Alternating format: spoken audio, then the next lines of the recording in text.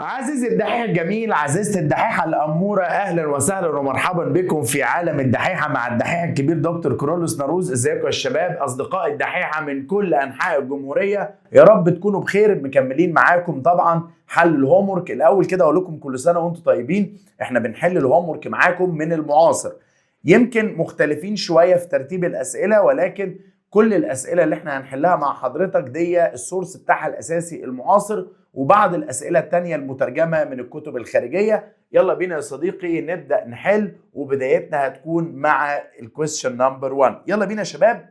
خلي بالكم بس قبل البداية، ده يعتبر أول هومورك احنا بنصوره، علشان كده محتاجين يعني ايه نركز كويس قوي مع بعض. ويلا بينا نبدأ. Question number 1. يلا بينا. A process in which bond of reactant molecule are broken and the new bond are formed between the product molecule. بس شكرا شكرا شكرا شكرا. ما ده اسمه ايه يا صديقي؟ ده اسمه يا دكتور ايوه الكيميكال رياكشن. سهله وبسيطه. اللي بعده.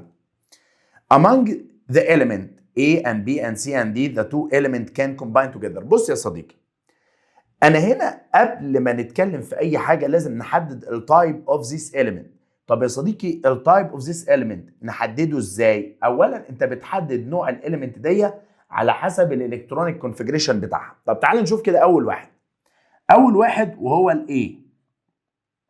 لو انا عملت الكترونيك كونفيجريشن مظبوط 1s2 2s2 2b5، حبيب قلبي اللاست انرجي ليفل ده فيه ايوه في 7 الكترون.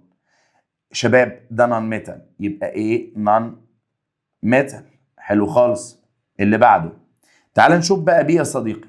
بالنسبه لبي، بي 10 وانا مغمض عينيا ده النيون وده نوبل جاز. ده doesn't combine، ده مش بيعمل اي كيميكال رياكشن، مش بيعمل اي بوند. سي، تعالى كده نعمل الكترونيك كونفيجريشن لسي 1s 2s 2b 3s، وزع 2 2 6 1. حبيب قلبي اللاست انرجي ليفل ده فيه الكترون واحد، يبقى ده كده يا دكتور ميتال. طيب تعالى يا صديقي بقى نشوف دي. يلا دي، ها دي لو احنا بنعمل لها الكترونيك كونفيجريشن دي 19 ايوه، نوزع تو ذا نيرست نوبل جاز يبقى ارجون 18 4s1. دي انتهت ب 4s1.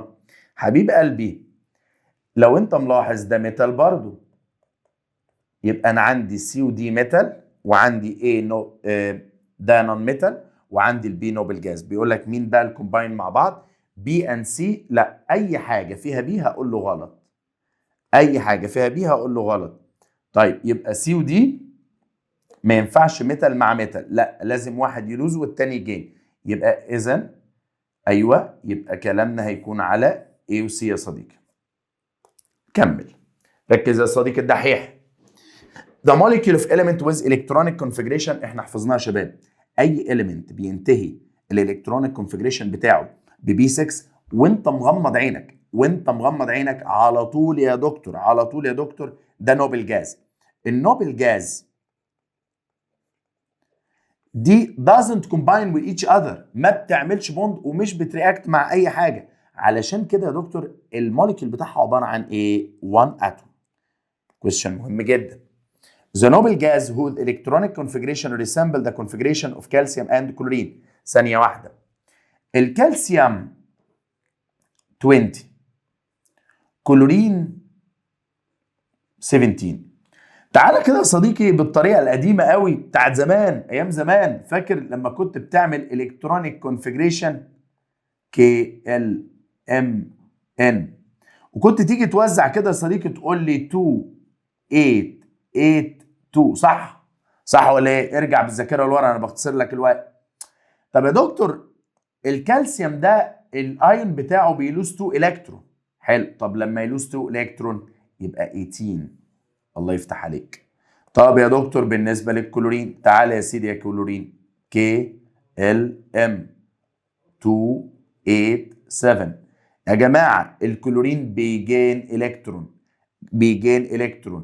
يبقى يا دكتور ده لو جين الكترون هيجين الكترون يبقى برضو كام يا صديقي؟ ده برضو يبقى 18. طب هو مين ال 18 يا جماعه؟ ايوه الارجون. يبقى دول شبه مين؟ دول شبه الارجون. اللي بعده the chemical combination in a case of molecules take place by، ركز في السؤال ده كويس، transferring of electron from one atom to another، يعني الالكترون بتتحرك من اتوم لانذر. sharing of electron، خلي بالك بيقول لك chemical combination in case of molecules sharing of electrons between two non-metal. قريبة قوي دي وتقريبا اللي هختارها. ماشي. breaking down of bond in a reactant and formation of new bond. دكتور هو ده ال breaking down of bond and reactant and formation new bond in a product؟ دي يا جماعه ده اصلا الكيميكال رياكشن. الكيميكال رياكشن ما هو كده. فهو السؤال هنا بيقول لك ازاي الموليكيول البوند بتاعتها بتتكون. انا شايف ان كله ده صح. transferring of electron from one atom to another one، يعني هي بتبقى منقوله من اتوم للثانيه. تنفع السؤال ينفع sharing of electron between two non-metal. طبعا بيحصل sharing وده يعمل molecule. breaking down of bond in a reactant and formation new bond، ده برضو يكون molecule. يبقى your answer will be all of them.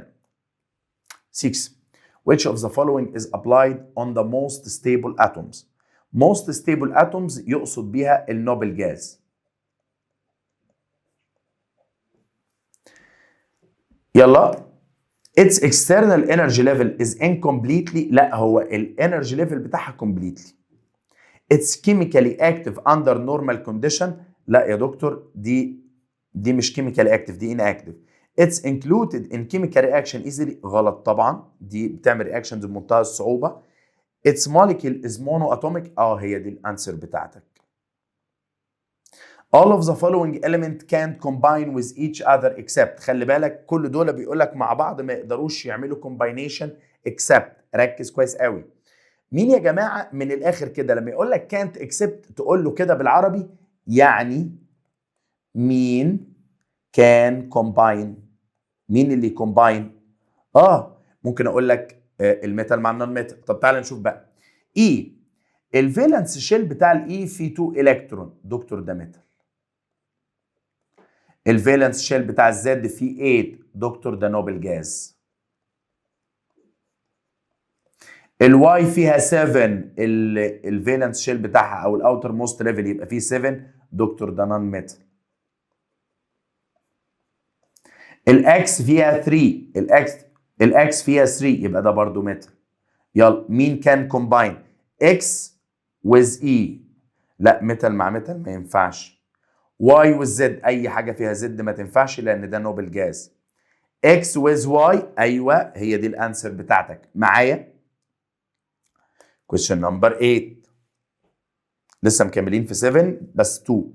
all of the following element can't combine with each other، خلي بالك هقولها مره تانية. all of the following element can't combine with each other except، طبعا احنا قلنا can't combine except يبقى هي بص بقى، بس هنا طبعا الانسرز مختلفه. قلنا يا مستر اي حاجه مع زد ما ينفعش. طب y with e، انا شايف y with e تنفع طبعا. x with e لا ما تنفعش، ميتال مع ميتال دي ما تنفعش. يبقى your answer C. اللي بعده an element that form diatomic molecule. الداي اتوميك موليكيول احفظ معايا، ركز يا صديقي. الداي اتوميك موليكيول انا عايزك تحفظهم معلش، وهم الهيدروجين، الاكسجين والنيتروجين. ومين تاني كمان يا دكتور؟ وعندك الكلورين، الفلورين، البرومين، الايودين. يعني الهالوجينز اللي الفالنس شيل بتاعها فيه 7 الكترون، دول يا دكتور ينطبق عليهم الداياتوميك موليكيول. طيب مين في دول هالوجين؟ هو الواي. طب يا دكتور بيقول لك مين داياتوميك، يبقى هقول له واي. ولو قال لك give reason because why ده هالوجين، واي از هالوجين اتوم، هالوجين اتوم، والهالوجين اتوم يا مستر بتبقى داياتوميك موليكيول. بس كده. 8 the element T contains 4 main energy level. ماشي، عندها 4 main energy level and the last energy level contains 7 electron. ماشي، هنا في 7 electron. ماشي، ايه المشكلة؟ طبعا ده نون ميتال، ده نون ميتال، ركز يا صديقي، ده نون ميتال. طيب مالك بقى فيه يا صديقي؟ بيقول لك it loses 7 الكترون. لا يا عم الحاج، هو اولا ده مش هيلوز، ده هيجين. يبقى اي حاجه فيها لوز غلط. ده هيجين الكترون. تفتكر يا صديقي، ركز كويس قوي، تفتكر يا صديقي لو انا عندي لاست الكترون، بص كده، او اللاست انرجي ليفل في 7 الكترون، هيجين الكترون. خلي بالك، ده لو هيجين الكترون احنا المفروض هنا نكون ملينا 2 8 18 ولا ايه؟ 2 8 18 7. ماشي، انا بقول لك بقى ده لما يجين الكترون هيبقى كام؟ طبعا بص، وانت مغمض عينك، وانت مغمض عينك ده هيتحول لكريبتون. يبقى it gain 1 electron and its electronic configuration become identical to the element krypton. Your answer will be D. مهمة جدا يا شباب، مهمة جدا الفكرة دي، خلي بالك، لأن هو قال لي 4 main energy level. عارف لو كان قال لي 3 كنت أنا ساعتها هختار، لو قال لي 3 كنت أنا هختار في الوقت ده، كنت هختار الأرجون. لكن بما إن هو قال 4 يبقى أنا هجين إلكترون، يبقى أنا هروح لبريود 4 اللي هي فيها الكريبتون. 9. The following table show the electronic distribution of some element. Study it well and then answer. ماشي يا دكتور، انا اعرف احدد كل واحد بقى. اولا لازم تحدد كل element معاك من دول اذا كان ميتال او نون ميتال او نوبل جاز. يلا، اول واحد بينتهي ب 4s2، دكتور ده ميتال. تاني واحد بينتهي ب 6، دكتور ده نوبل جاز. احفظ معايا، اللي بينتهي ب 6 ده نوبل جاز. تالت واحد بينتهي ب 5، دكتور ده نون ميتال من الهالوجين. اخر واحد خلي بالك بينتهي ب 4، طالما بينتهي ب 4 بناخد السمشن بتاع الاس والبي 4، يبقى الاثنين مع بعض دول 6، يبقى ده برضو ايه يا جماعه؟ ده نون ميتال. بيقول لك كان انتراكت، اي حاجه فيها واي الغيها. اشمعنى؟ لان ده نوبل جاز. طيب لا، واي خلاص ده كده اتحلت، يبقى اكس وتي اهو، اكس وتي بس، هي دي الاجابه بتاعتنا، يبقى your answer will be D. The following table show the electronic distribution. برضو نكمل. which of the following element can't interact. can't interact. can't interact يا دكتور اي حاجه، اي حاجه فيها y. can't interact y على طول. طيب x مع z، ميتال مع نون ميتال، لا ده interact. t مع z، تي مع زد، لا ممكن يحصل انتر اكشن بين نون ميتال ونون ميتال، بس نخليها معايا. لكن تي مع واي، دكتور اي حاجه فيها واي ما تنفعش، can't interact. element that can form two type of chemical bond. يعني ايه two type of chemical bond؟ يعني مثلا حضرتك تقول لي ينفع يكون كوفيلنت وفي نفس الوقت ايونيك. تعال نشوف. تي مع زد، دكتور ثانيه، تي مع زد ده نون ميتال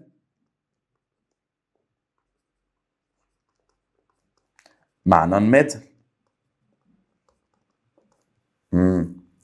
طب واي مع زد، اولا يا جماعه واي، احنا قلنا يا جماعه واي ما تقدرش تعمل حاجه. واي ليه يا جماعه؟ ده نوبل جاز. خلاص يا دكتور، اللي يقدر يكون لي تو تايب اوف كيميكال بوند هو ايه؟ ايه، مفيش غيرها، تي وزد. an element that form diatomic. انا قلت لك diatomic على طول تكتب جنبها ايه؟ هالوجين.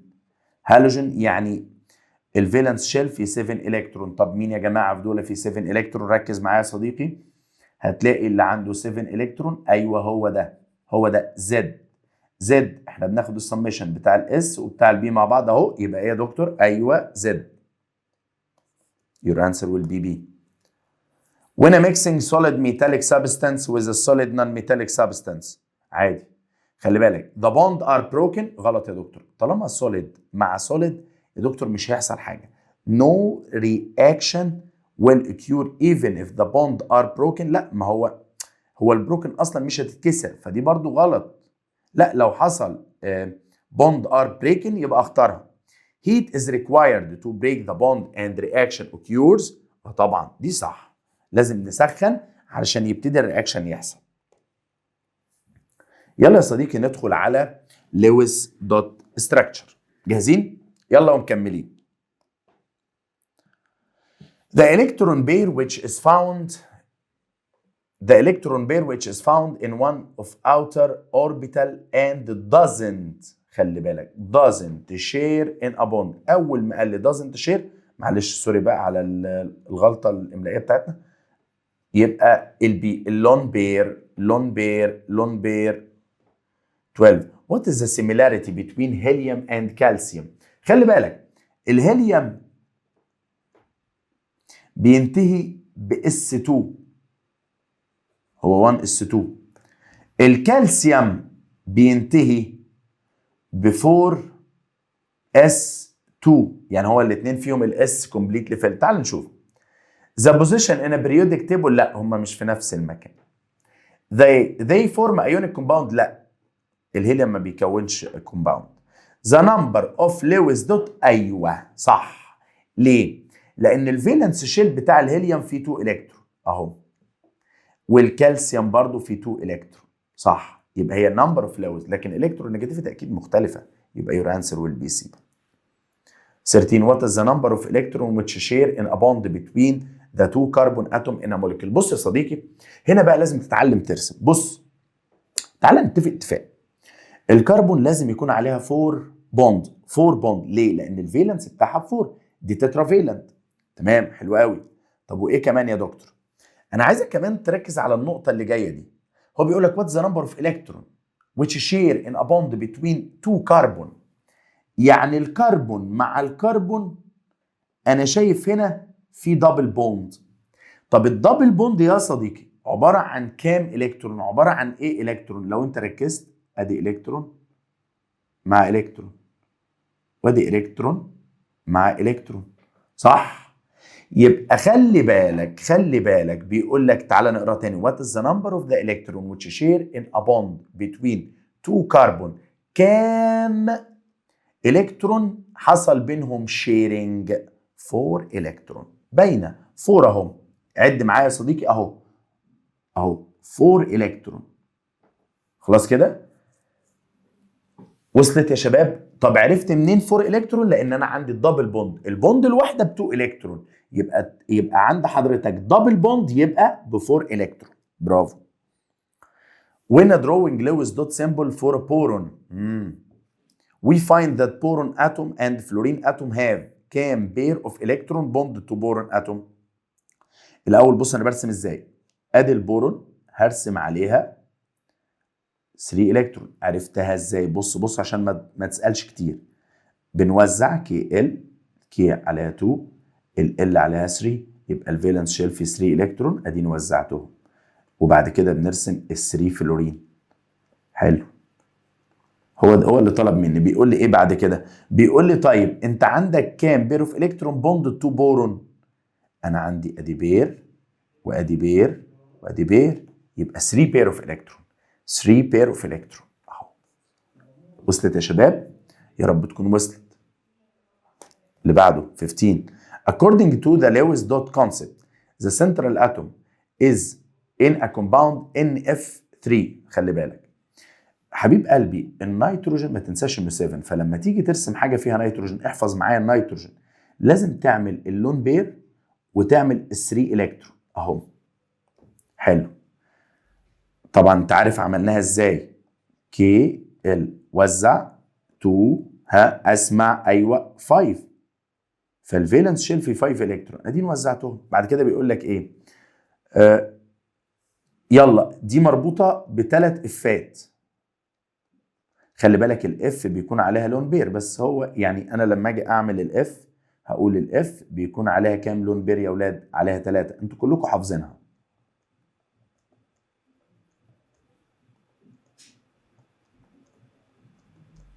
معايا؟ مركزين كويس؟ طيب يلا يا صديقي تعالى كده نحدد.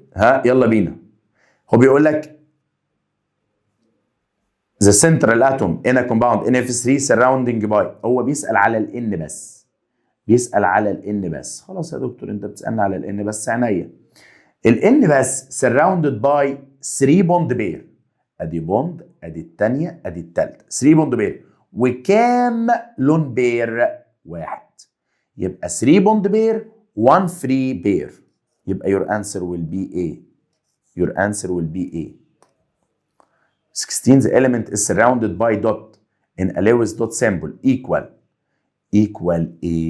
بص بقى معايا، بيقول لك ان element surrounded by dots، النقط equal A. اكيد equal الفالنس شيل بتاعه. هو في كام فالنس شيل؟ بيقول لك the group number A which is element exists in it. يعني مثلا انا لو في جروب 3A، هل الاليمنت بتاعي مثلا مثلا زي البورون يكون عليه 3 الكترون؟ انا حاسس دي طبعا. الاجابه دي صح جدا يا اولاد اهو. يبقى your answer will be A. Your answer will be A. اعتقد وصلت. يعني مثلا انا لو في 7A اهو، طب ما اكيد انت واحد من الهالوجين، هيبقى عليك 7 الكترون. يبقى هي بتيكوال فعلا the group number A which is element exists in it. 17 what is the number of unpaired electron؟ خلي بالك in N7 نيجاتيف 3. حبيب قلبي، معنى كده ان الايون ده بيجين 3 الكترون، يعني الان كده هيبقى فيها 10 الكترون. طالما الان فيها 10 الكترون، هي كده ما عندهاش ولا واحد سنجل، يبقى دي زيرو. عرفت منين يا دكتور؟ تعال نوزع اس ودي بي. ادي 1 2 2 1 اس 2 2 اس 2 2 بي 6. حبيب قلبي البي فيها 6 اهو. طالما فيها 6 يبقى انت كده ما عندكش unpaired خالص، ما عندكش سنجل. 18 what is the number of electron required for covalent bonding in methane؟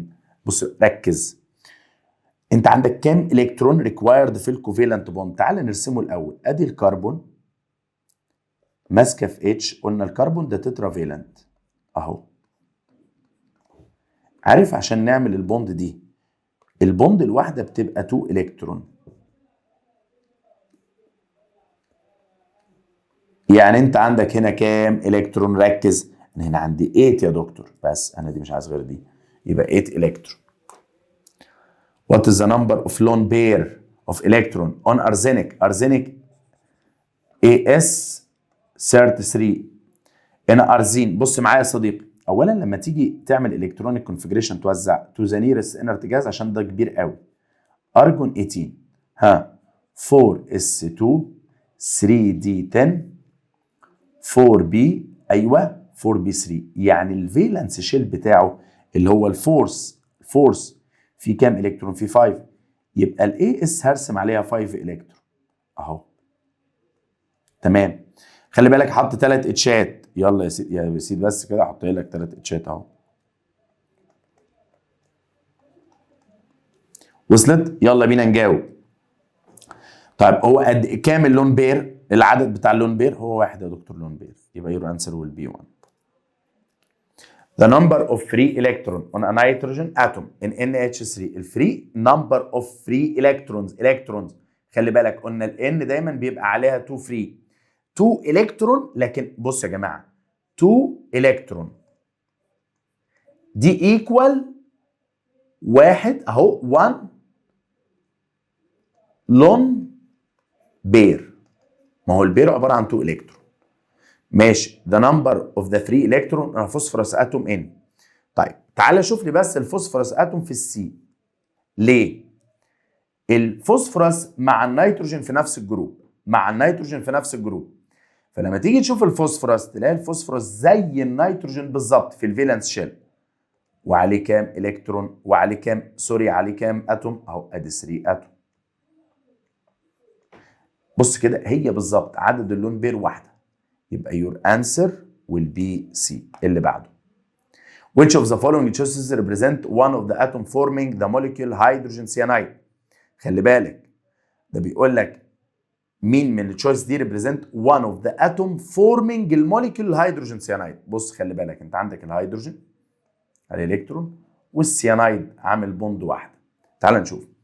A carbon atom within molecule has لون بير. دكتور احنا قلنا وهكرر المره المليون يا جماعه، مستحيل مستحيل مستحيل مستحيل تلاقي الكربون عليها لون بير. لا، الكربون ما عندهاش لون بير. تعال شوف النيتروجين. نيتروجين اتوم within molecule has one lone pair. اقول لكم على حاجه، دايما النيتروجين بيكون عليها لون بير في معظم الوقت. تعال اثبت لك كلامي يا صديقي دلوقتي. ارسم لك الكومباوند ده رسمه مظبوطه.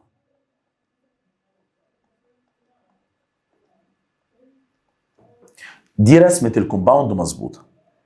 فانت عارف ان النيتروجين ترايفالنت فلازم ارسم عليه 3 بوند، والكربون انت عارف انه تترافالنت فلازم ارسم عليه 4 بوند اهو. فدكتور لما تيجي تشوف لا النيتروجين عليها لون بير، يبقى نيتروجين اتوم within the molecule has one lone pair of electron. ايوه دي صح 100%، دي صح 100%.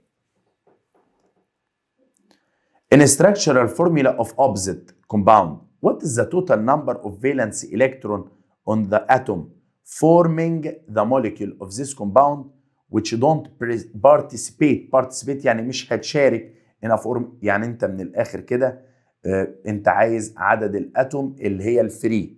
هو بيقول لي total number of valence electron of atom forming the molecule of this compound which don't participate، اللي هي مش هتشير يا جماعه. خلاص سهله. تعالى كده واحده واحده. حبيب قلب المحترم، معلش احنا ناسيين بوند هنا اهو. حبيب قلب المحترم، النيتروجين دايما بيكون عليها 2 الكترون. الاكسجين دايما دايما دايما بيكون عليها 4 الكترون لون بير. احفظ الحاجات دي، انا كاتبهم لك في تيبل واحنا كنا بنشرح. يمكن واحنا بنشرح انا كنت كاتبهم لك كده وقلت لك دول يتحفظوا يا جماعه. البرومين يا جماعه، البرومين عليه ايوه 3 لون بير، 3 لون بير. يلا تعالى بقى عد لي كده الالكترون، عد لي كده الالكترون الفري. تعالى نعد. ادي 2 وادي 4 يبقى دي 6، 6 و6 ايوه 12. 12 يا صديقي، دول اللي doesn't share in ايه؟ in formation of bond. دول بنسميهم اللون الكترون او الفري الكترون. يبقى your answer will be 12. يلا يا صديقي ندخل على الايونيك بوند. نبدا. Question number 23 بيقول the element whose ions have the electronic configuration similar to the nearest noble gas follow them in the periodic table. خلي بالك انا عايز افهم كويس. الاليمنت اللي الايونز بتاعتهم have electronic configuration to، يعني الالكترونيك كونفيجريشن بتاعهم زي مين؟ زي النيرست نوبل جاز. follow them يعني اللي بعدهم. انت متخيل يا صديقي اللي بعدهم؟ يعني هو بيجين الكترون فيبقى شبه اللي بعده. ايوه دول النون ميتال يا صديقي. كان عندي الكلورين 17 لما كان بيجين الكترون الايون بتاعه كان بيتحول للنوبل جاز اللي جنبه على طول بيبقى زيه، يعني بيبقى شبهه في الالكترونيك كونفيجريشن. بيجين الكترون فيبقى ارجون 18. يبقى دول النون ميتال. عارف لو كان قال يا صديقي بيفور ذم كنت اختار ميتالز. يلا ومكملين. The bond arises between two atoms. The difference in electronegativity between them more than 1.7. ايونيك يا دكتور وانت مغمض. ايونيك بوند ما فكرش. Chlorine is a non-metallic element. Its chlorine non-metallic. اوكي. Its electronic configuration is زي ما حضرتك شايف بينتهي ب 3s2 3b5. Therefore it is an element. هو اولا مش ستيبل، لا هو اكتف يا جماعه. كل الاليمنت النون ميتال والميتال دول اكتف اكسبشن بس لما بنتكلم في الاكتيفيتي نتكلم على النوبل جاز. النوبل جاز دول هم الموست ستيبل. تعال بقى يا صديقي نشوف بي اكتف اند ات لوز فالنسي. لا طبعا النون ميتال عمره ما يلوز، ده بيجين اكتف اند اتس جين. برافو يبقى سي. By comparing sodium chloride and magnesium chloride we find that. لما تقارن المغنيسيوم بالكلورايد. ماشي تعال نشوف بقى. عايز تقارن الام جي يعني بالسي ال. A magnesium chloride solution has higher electrical conductivity. طبعا مغنيسيوم كلورايد عنده higher electrical conductivity بس مقارنة بمين بقى انا عايز اشوف. The melting point of sodium chloride is lower. لا دي غلط. استنى بس. The boiling point of sodium chloride is higher. طب لا بص بقى تعالى كده نتكلم بقى بمنتهى الصراحة. لو انا هقارن الصوديوم كلورايد بالمغنيسيوم كلورايد قارن، لا مين بقى يبقى هاير؟ لا احنا عندنا واحد اعلى من التاني. فانا عندي يا دكتور المغنيسيوم كلورايد سوليوشن لا هو اقل من الصوديوم كلورايد، يبقى اول واحده غلط. نمبر سي the boiling point of sodium chloride is higher. طبعا صح، يبقى البويلنج بوينت بتاعت الصوديوم كلورايد اعلى من المغنيسيوم كلورايد. وحد يقول لي ليه بقى؟ ليه بقى يا شباب؟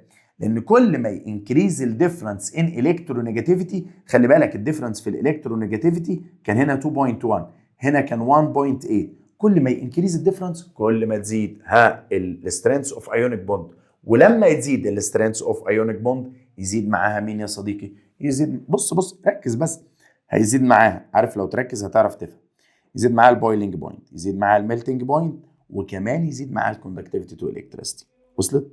اعتقد وصلت. يلا نكمل. 27 in which of the following statement would an ionic compound conduct electricity؟ مين يوصل الالكتريستي؟ بص يا صديقي تعالى نتفق اتفاق، اللي بيوصل الالكتريستي في الايونيك هو يكون في الليكويد ستيت او في السوليوشن اللي احنا بنسميها الاكواس. دول صح. طيب انت عندك دول بيقول لك اول واحد ان ذا سوليد ستيت، لا السوليد ستيت ما يوصلش، اللي يوصل مين يا صديقي؟ ايوه الليكويد ستيت. which of the following pair of element can't form ionic bond؟ اول ما تشوف هنا في اختيارات بس معلش مهمه جدا، يمكن الغلطه دي من عندنا احنا، سامحونا عليها بقى. تعالى بس ركز معايا كده عشان هصلح حاجه في السؤال ده. اكسجين وهيدروجين دول بيعملوا لي كوفالنت بوند، خلاص تمام. نيتروجين وسترانتيوم دول يعملوا لي ايونيك بوند. عرفت منين يا جماعه؟ ده ميتال، الاسترانتيوم ده ميتال والنيتروجين ده نون ميتال. هنا مش ارجون، كالسيوم. معلش يا شباب، معلش نشيلها دي كده اهو، نشيل الارجون، هو مش ارجون، انا هخليها بس كالسيوم مع كلورين. طبعا دي ايونيك، ميتال مع نون ميتال. جاليوم مع فلورين، جاليوم ده ميتال والفلورين ده جاليوم ميتال، فلورين نون ميتال، يبقى ده ايونيك. مين كده الانسر بتاعتك اللي مش هتنفع؟ ايوه الاكسجين والهيدروجين دول بيعملوا لي كوفالنت بوند، كوفالنت بوند. يلا اللي بعده. among the ionic compound، ماشي، مين دول among the ionic compound is مين؟ ايونيك يا دكتور لازم يكون عندي ميتال ومع نون ميتال. طب انا اقول لك على حاجه، دول كلهم نون ميتال، لا دول كوفالنت ما ينفعوش. كي ان او 3، الكي دي ميتال والان او 3 دي بنسميها اتوميك جروب بس نون ميتال. الكومباوند ده ايونيك يا اولاد، ايونيك بامتياز كمان. خلاص ميتال ونون ميتال. اللي بعده. يلا يا شباب question number 30 which of the following illustrate the molecule of lithium bromide؟ ليثيوم بروميد لعلم حضرتك يا جماعه ده عندك ميتال اهو، ميتال with non metal. اوكي ماشي، ميتال ونون ميتال يبقى ايونيك بوند. طيب تمام، بوزيتيف ونيجاتيف. بس انا هنا شايف الاتراكشن. قول له يا دكتور الكلام ده غلط. يا شباب احنا قلنا الاتراكشن ده انت ما بتشوفوش، الاتراكشن ده غير ملموس بالمره. فهنا حضرتك اي حاجه تشوف فيها الاتراكشن تشطب عليها لان ده ما بيحصلش. الحقيقه ان الاتراكشن ده انت مش بتشوفه، ولكن هو ايه اللي بيحصل؟ الاتراكشن ده غير انت ما يعني حاجه نون بارتيكولار، حاجه غير ماديه. فهنا حضرتك اجابتنا هتكون سي، بوزيتيف ونيجاتيف وما فيهاش اتراكشن متشاف.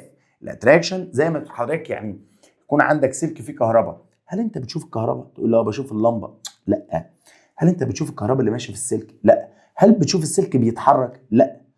عشان كده بنقول يا جماعه ان النوع ده من الاتراكشن انت حضرتك ما بتشوفوش. ايونيك بوند بيعمل الايونيك بوند اتراكشن انت حضرتك ما بتشوفوش، ده بنسميه الكتروستاتيك اتراكشن. الكتروستاتيك اتراكشن انت ما بتشوفوش. اوكي 31 in which of the following compound doesn't ionic bond character predominate؟ predominate يعني ظاهره. طيب انت هنا معلش انا عارف ان الناس يعني مش معاها البريودك تيبل دلوقتي، بس انت ممكن تطلع البريودك تيبل وتشوف الحاجات دي. اولا ده كله نون ميتال، دول ما ينفعوش، ودول نون ميتال كلورين مع كلورين، وده نون ميتال كربون مع هيدروجين. الحاجه الوحيده اللي نون ميتال مع ميتال او ميتال مع نون ميتال هما الروبيديوم، وده في الجروب 1A، والكلورين وده في الجروب 7A، ودول ايونيك كومباوند.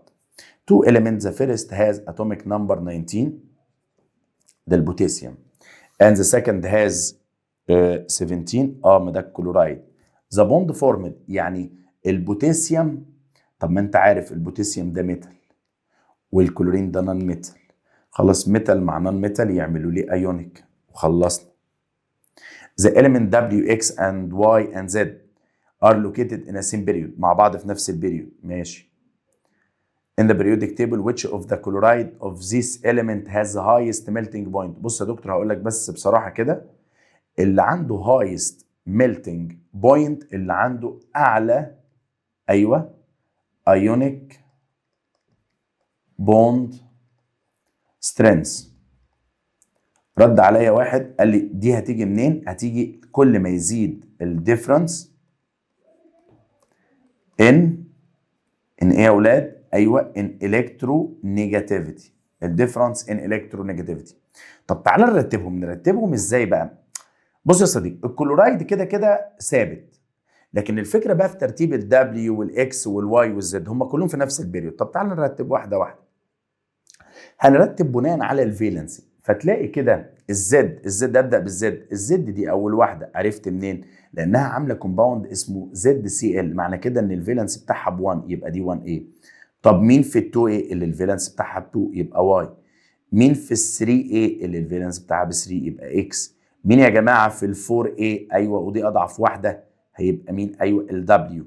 يبقى يا دكتور كده اقوى واحده اللي هي في الاول، تجيب اول واحده مع الكلورايد يديني اعلى ديفرنس، يبقى الجروب 1A مع الجروب 7A قلناها اكتر من مره، 1A مع 7A اقوى ايونيك بوند، يبقى الاجابه بتاعتك هتكون دي. Both of cation and anion of each of the following ionic compound contains the same total number of electron except. تعال نجرب ونشوف. طبعا هو مدي لك الايونيك نمبر بتاعت كل حاجه، يعني هو مدي لك الاتوميك نمبر اوف ذا element. طب واحده واحده، تعالى بس نشوف كده انت هتعمل ايه. هو بيقول لك ايه؟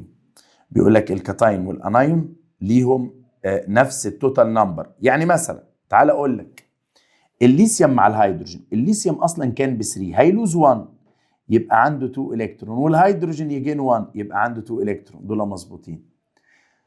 انزل لل NH4، ركز معايا في الكومباوند NH4 امونيوم فلورايد.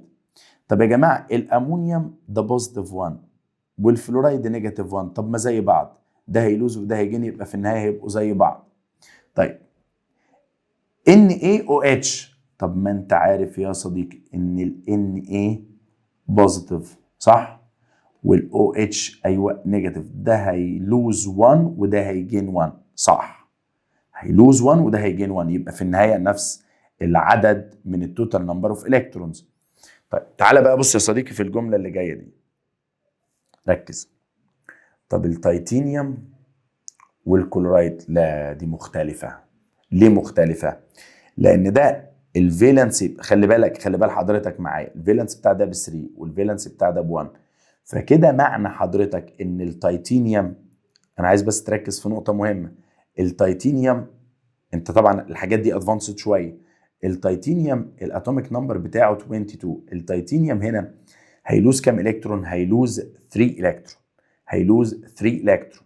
طب حلو، هيلوز 3 الكترون، يبقى التيتانيوم كده يا دكتور عنده كام الكترون؟ كده عنده 19. طب الكلورايد برضو عنده 18. لا هم مختلفين، اللي مختلفين في الفالنسي دول، طالما مختلفين في الفالنسي يبقى التوتال نمبر بتاعهم هيكون مختلف، اكيد مختلف. فعشان كده اجابتنا هتكون ايوه، انا عايز اسمع اجابتنا هتكون يا اولاد ايه؟ قول ما تقلقش. هتبقى ايه؟ ايوه بالظبط، هتبقى دي مختلفه تماما، مختلفه تماما. خلاص يا اولاد مركزين؟ تقريبا الناس كده راجعه من الاجازه لسه ما فاقتش، عايزين لسه يناموا، محدش عايز يصحى ولا حد عايز يفوق. يلا يا اولاد اللي بعد which of the following correct when comparing between sodium chloride magnesium chloride aluminum chloride. ماشي تعال نشوف كده.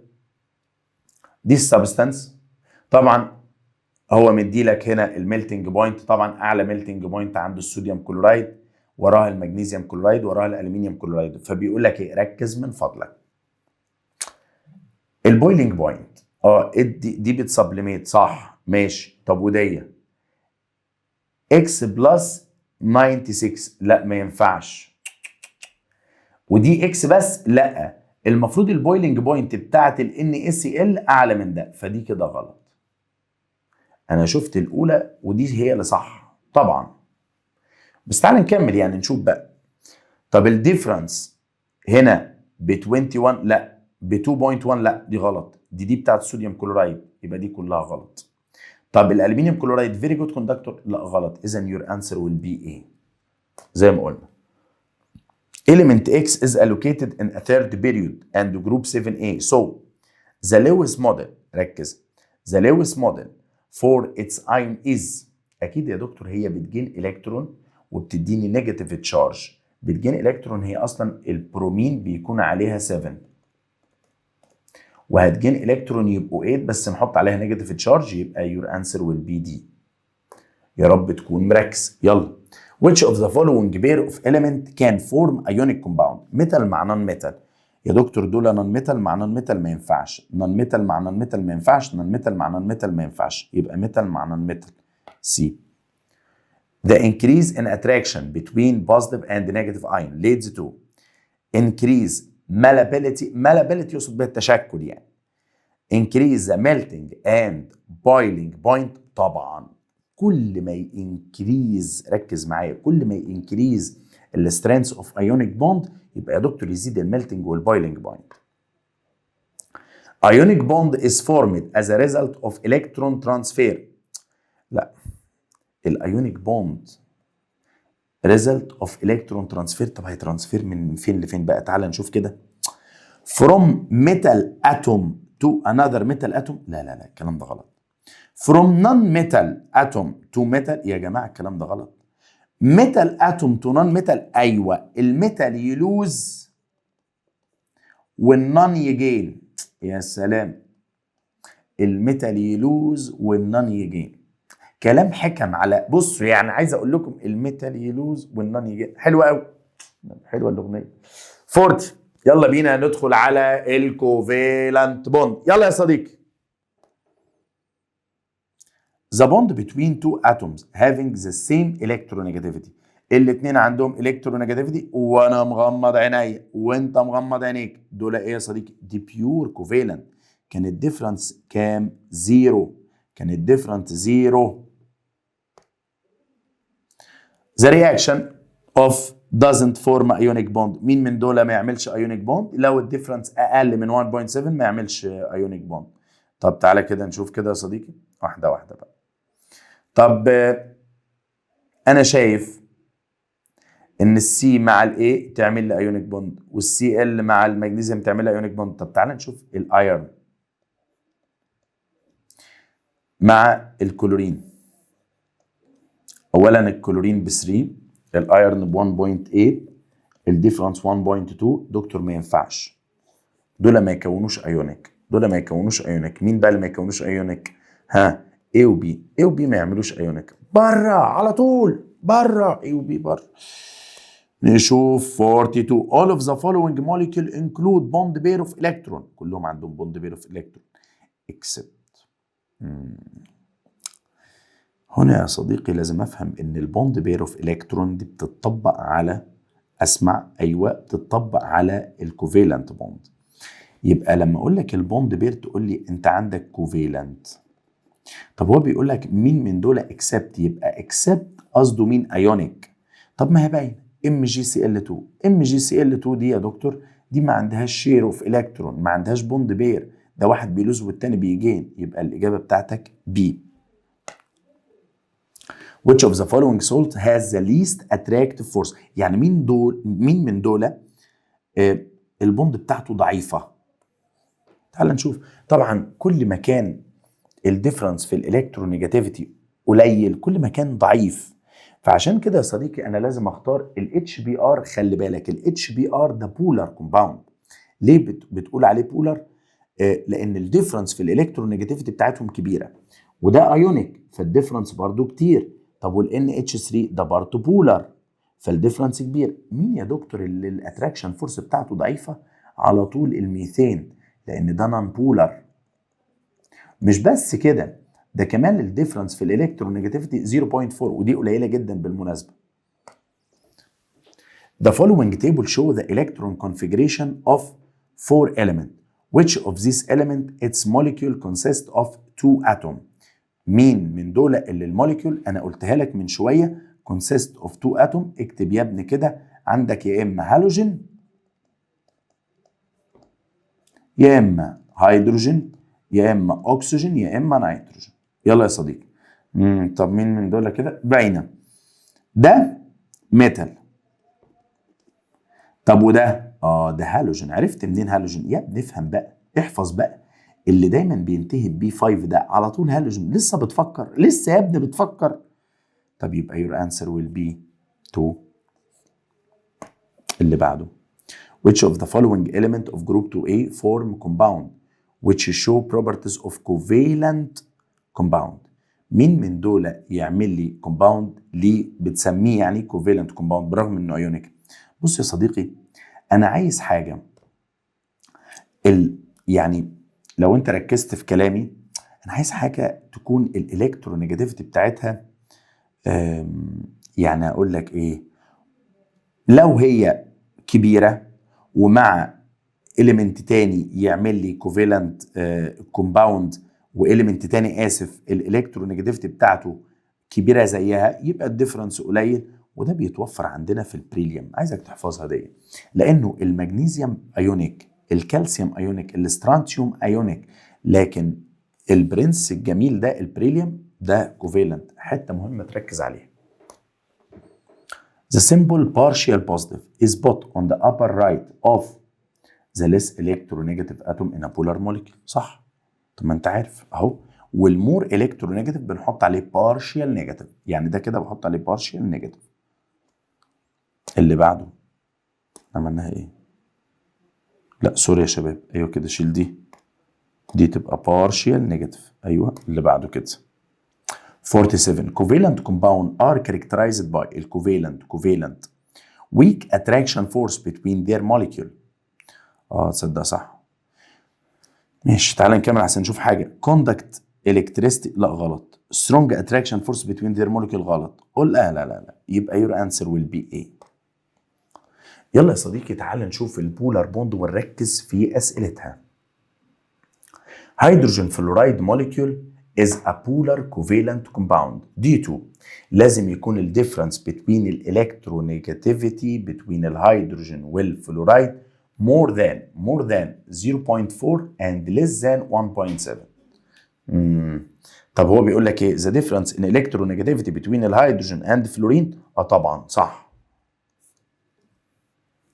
بعد كده بيقول لك ايه؟ there is a difference in ionization potential. لا مش هي دي السبب. their difference in their type مش سبب. all answer لا طبعا هي الانسر بتاعتنا هتكون ايه وانت مغمض عينك.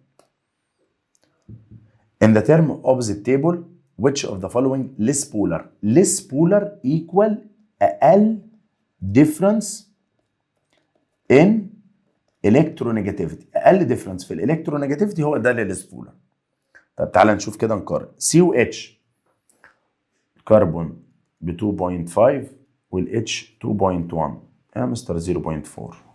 NOH N ب 3 H 2.1 0.9 OH 3.5 minus 2.1 equal ايوه احسبها كده هتبقى 1.4. تعال يا مش عارف انا الحاجه بتيجي في عيني دي. كربون واكسجين اكسجين 3.5 minus 2.5 باينه يا شباب باينه خلاص خلصنا. يبقى مين اعلى ديفرنس؟ هو ده. طالما بص يا حبيبي less polar لا سوري هو قال لك less polar، انا عايزه less polar. ركز less polar. طب اوديك فين يا صديقي؟ اولا عندي كذا حته عايز اقولها لك. less polar يعني انت قلت اقل ديفرنس في الالكترونيجاتيفيتي. اصلا ال 0.5 ده نون بولر. ده نون بولر، يعني ده نون بولر. يبقى انا بقارن مين في البولاريتي؟ هو بيقول لك ليس بولر، يعني هو عنده بولاريتي. خلاص يا دكتور، اقل واحد مين في دول؟ هو ده NH. يبقى your answer will be NH 0.9. The opposite figure represent. ايوه بص بقى يا صديقي، انا شايف هنا في شيرنج للالكترون. بص معايا، في شيرنج. ده في شيرنج يا شباب للالكترون. عارف ده عامل زي مين؟ بيفكرني بالنيتروجين وحواليه 3Cl. بالظبط هي كده. والكومباوند ده يا جماعه بولر، ده بولر على بو. عمره ما يكون ايونيك، عمره ما يكون اسيد، عمره ما يكون بيور كوفالنت. ازاي البيور كوفالنت؟ لازم يكونوا تو اليمنت زي بعض. يبقى ده بولار كوفالنت كومباوند. which of the halogen atoms that surround the carbon atom in the opposite molecule attract the bond electron more. اللي بتاتراك الالكترون بوند مور يبقى عندها الكترونيجاتيفيتي اعلى. طب مين في دول عندها اعلى الكترونيجاتيفيتي؟ الفلورين. وانا مغمض يا جماعه، اعلى الكترونيجاتيفيتي هي الفلورين. بتفكر في ايه؟ هو مش محتاجه سؤال. مين بياتراك البوند، مين بيشد البوند اكتر؟ اللي عنده اعلى الكترونيجاتيفيتي. وخلصنا. اوكي. What is the number of lone pair of electron on a arsenic atom لسه حالين السؤال ده. on a arsenic atom. فاكرين قلنا الارزينيك AS عليه كده.